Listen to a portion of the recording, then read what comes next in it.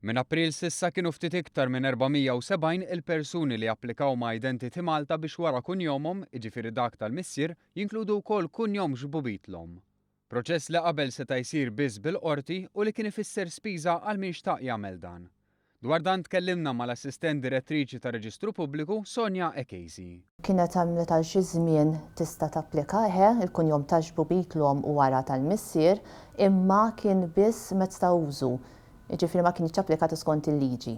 Issa bl-emendi l-ġodda dak li jkun jista' jiġi fl-uffiċċji tagħna u jimla formola apposta għalih mill-uffiċjali tagħna u jkun jista' jżid kunjom ġbubithom wara tal-missier, dejjem wara tal-missier. Dan ifisser li qabel iddaħlet din is-sistema għalkemm f'każ ta' użu seta' jintuża anke kunjomlhom, dan ma kienx ikun imniżżel fiċ-ċertifikati bħal ta' twelid.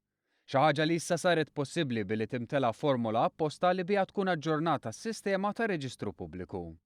B'hekk persuna li qabel kienet tgħaddi minn proċess forsi twil u għoli mill-qorti, issa kull ma jeħtieġ hu li tmur tagħmel dawn il-bidliet meħtieġa għand ir-Reġistru Pubbliku.